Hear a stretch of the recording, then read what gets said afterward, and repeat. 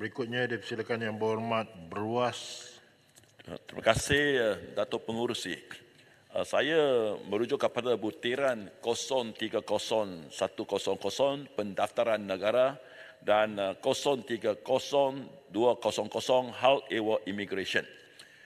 Datuk Pengurusi, Kementerian Dalam Negeri bertanggungjawab memastikan keselamatan dan kesejahteraan rakyat. Dan ia juga adalah kementerian yang menguatkuasakan berbagai undang-undang.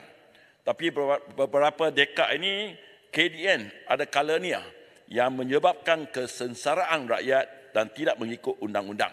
Saya berharap dengan kerajaan baru, dengan Menteri Dalam Negeri baru dan Perdana Menteri yang baru, ini semua akan berubah dan KDN hanya akan menjadi satu kementerian yang membawa berkat tanpa musibah kepada rakyat dan negara kita.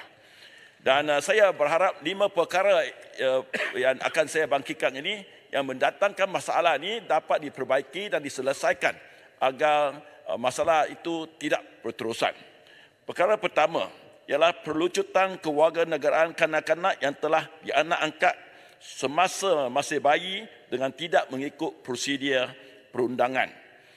Ingin saya katakan bahawa ini telah menimbulkan banyak masalah.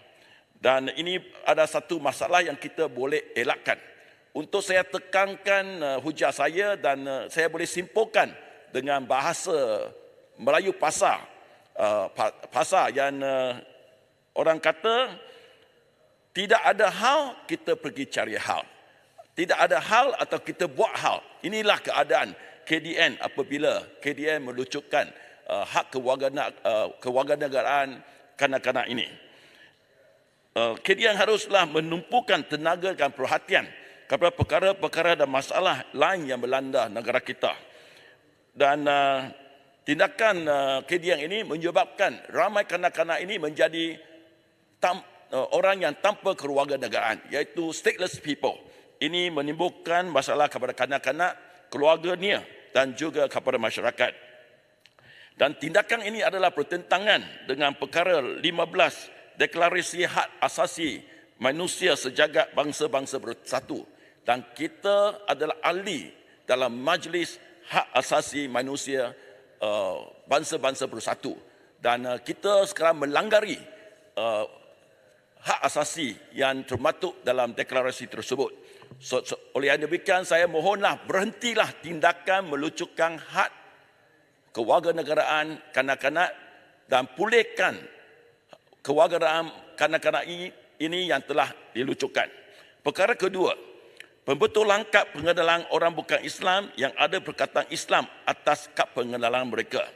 Selepas mengesahkan seseorang itu bukan beragama Islam, haruslah pembetulan dibuat secara administratif atau secara pentadbiran. Apabila pembetulan tidak dibuat dan seseorang itu meninggal dunia, akan timbulnya ketegangan kerana akan timbul isu rebut-merebut mayat untuk dikebumikan dan pengagihan harta yang antara keluarga yang bukan beragama Islam dengan pihak berkuasa agama Islam. Isu ketiga, isu KDN tidak menghormati dan mengikut undang-undang. Ini adalah berkenaan dengan hak isteri yang berwarga negara asing yang telah berkahwin dengan seorang warga negara Malaysia. Di bawah undang-undang utama atau yang tertinggi kita, iaitu Perlembagaan Persekutuan. Di bawah perkara 15/1, isteri berwarga negara asing yang telah berkahwin dengan seseorang suami warga negara Malaysia berhak menjadi warga negara Malaysia setelah berkahwin dengan suaminya dan bermastauding di Malaysia selama 2 tahun. KDN melanggar peraturan ini dan tidak membenarkan mereka untuk membuat permohonan untuk kewarganegaraan. Mereka hanya dibenarkan berada di Malaysia melalui pas lawatan tahunan. Selepas beberapa tahun, mereka hanya dibenarkan untuk memohon kad merah atau hak bermastauding tetap. Baru-baru ini saya telah mendapat aduan lebih daripada 10 orang isteri yang memohon untuk bermastauding tetap selepas lebih daripada 10 tahun di Malaysia, tetapi permohonan mereka ditolak. Dan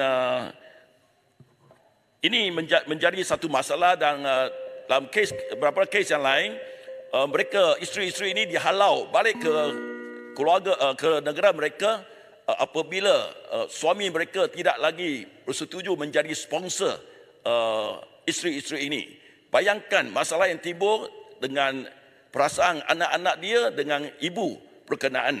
Oleh yang demikian saya harap kerajaan KDN mestilah menghormati perlembagaan Malaysia. Keempat, give me 1 minute. Terima kasih. Perkara keempat, KDN mestilah menerima rayuan dan permohonan di pejabat immigration KDN atau pejabat cawangan dia di setiap negeri. Sekarang rayuan mesti dibuat di Putrajaya. Saya bawa banyak permohonan rayuan ini datang ke parlimen, tak ada pegawai pun yang boleh menerima. Saya terpaksa baru-baru ini pergi ke Putrajaya dan saya nak perlu hantar rayuan-rayuan ini ke Putrajaya lagi. Bayangkan perkhidmatan 40-50 tahun yang lepas, KDN lebih baik daripada sekarang. Zaman teknologi moden. Dulu sekurang-kurangnya semua orang boleh berurusan dengan cawangan KDN di setiap negeri. Akhir sekali, saya mohon kerajaan untuk, saya nak tanya KDN, kenapa tidak menyokong pindahan kepada SOSMA yang jelas disalahgunakan. Dan kita tahu kes di mana pada tahun 2019 G. Saminada ahli Majlis Mesyuarat Melaka dan juga Adun Kawasan Gadek dan juga P. Gunasegaran Adun Seremban Jaya ditangkap di bawah SOSMA, dikatakan mereka pengganas-pengganas yang ada kaitan dengan LTTE. Ini tidak benar sama sekali. Oleh yang demikian saya mohon kepada KDN untuk sokong SOSMA dipindah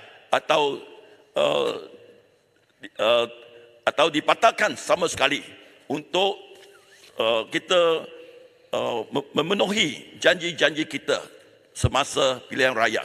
Terima kasih Tan Sri Pengerusi. Terima kasih. Baik, saya jemput Kuala Langat. Assalamualaikum warahmatullahi